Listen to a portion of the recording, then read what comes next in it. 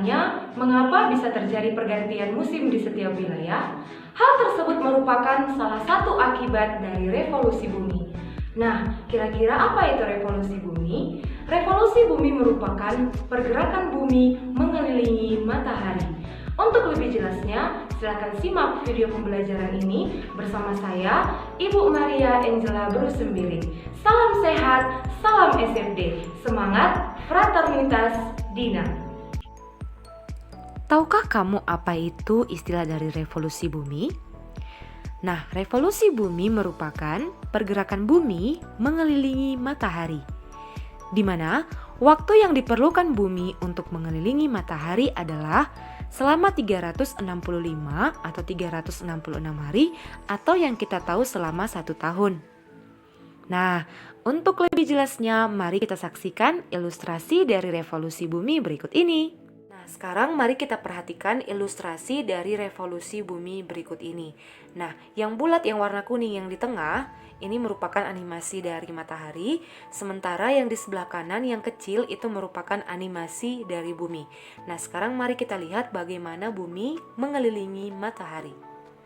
Nah, sudah dimulai dari belasan hari, sudah sekarang ini udah 50-an hari.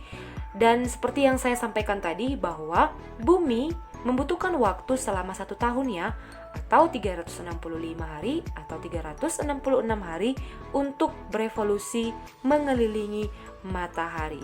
Nah, jadi seperti inilah dia kira-kira ilustrasi revolusi bumi. Oke, kira-kira di 365 nanti atau 366 hari, maka bumi sudah mengelilingi matahari selama 1 tahun.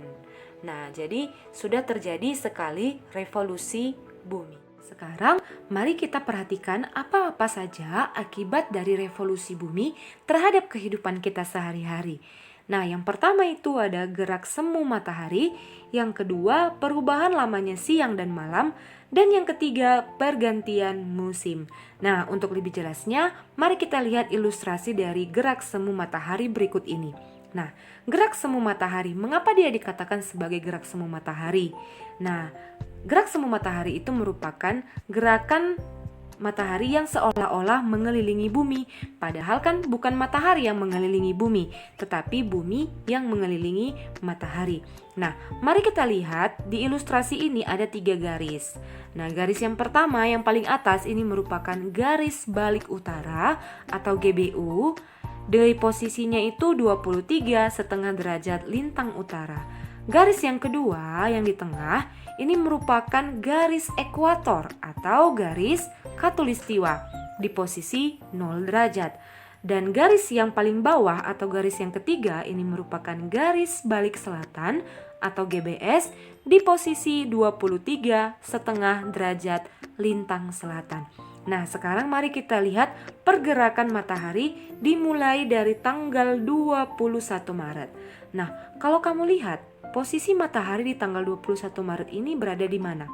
Nah, bisa kita lihat di sini, pada tanggal 21 Maret, matahari terletak di garis khatulistiwa. Nah, apa artinya? Artinya adalah pada tanggal 21 Maret, wilayah-wilayah yang terdapat di sekitar garis khatulistiwa ini mengalami intensitas cahaya matahari yang lebih tinggi. Nah, artinya di sini lama siang dan malam adalah sama. Nah, yang nomor 2 ya, ini ya. Lama siang dan malam adalah sama. Dan biasanya di tanggal ini, dimulai nanti dari April sampai nanti Oktober, itu kita mengalami musim panas. Itu ya, atau musim kemarau. Nah, setelah itu matahari bergeser. Nah, posisinya itu sudah berada di garis balik utara atau di belahan bumi bagian utara pada tanggal 21 Juni. Nah, artinya apa? Artinya adalah pada tanggal 21 Juni, wilayah-wilayah yang berada di sekitar garis balik utara ini mengalami musim panas. Nah, sementara bagaimana mereka yang di belahan bumi bagian selatan? Nah, pada tanggal 21 Juni, mereka yang terdapat di belahan bumi bagian selatan mengalami musim yang sebaliknya kan? Sebaliknya adalah musim dingin. Nah, jadi di sini mengalami musim panas di belahan bagian utara dan belahan bumi bagian selatan mengalami musim dingin atau musim salju. Nah, sementara untuk kaitannya dengan perubahan lamanya siang dan malam, di belahan bumi bagian utara mereka mengalami atau merasakan siang lebih lama dibandingkan dengan malam. Sementara di belahan bumi bagian selatan mereka mengalami atau merasakan malam lebih lama dibandingkan dengan siang. Nah, kita bergeser lagi ke tengah. Nah, jadi posisi matahari mulai tadi dari sini 21 Juni ke 23 September. Nah, mataharinya ini sudah berada di mana lagi? Kembali lagi dia ke garis ekuator atau garis khatulistiwa. Artinya ya, kita biasanya di bulan-bulan ini sudah mengalami musim penghujan. Loh, kok bisa musim penghujan, Bu? Tadi di sini musim kemarau. Nah, musim penghujan itu juga dipengaruhi karena intensitas cahaya matahari yang tinggi sehingga penguapan menjadi tinggi. Karena penguapan tinggi maka juga intensitas curah hujan menjadi tinggi. Nah, makanya nanti kita di Indonesia mengalami dua musim, musim kemarau dan musim penghujan. Nah, biasanya di tanggal 23 September yang ada ember-embernya itu biasanya terjadi musim penghujan. Oke, sekarang kita bergeser lagi ke bawah ya. Nah, di tanggal 22 Desember, posisi matahari itu sudah berada lebih banyak di wilayah garis balik selatan atau belahan bumi bagian selatan. Artinya apa? Artinya mereka yang terdapat atau yang tinggal di wilayah ini mengalami musim panas, sementara di bagian utara mengalami musim dingin. Nah, kemudian mereka di sini di bagian belahan bumi bagian selatan lebih lama merasakan siang dan lebih sedikit merasakan malam. Sementara di wilayah bumi bagian utara lebih lama merasakan malam dibandingkan siang. Nah, terakhir adalah kembali lagi mataharinya ke tanggal 21 Maret sudah berada di garis khatulistiwa. Jadi dari sini ke sini ini sudah 1 tahun.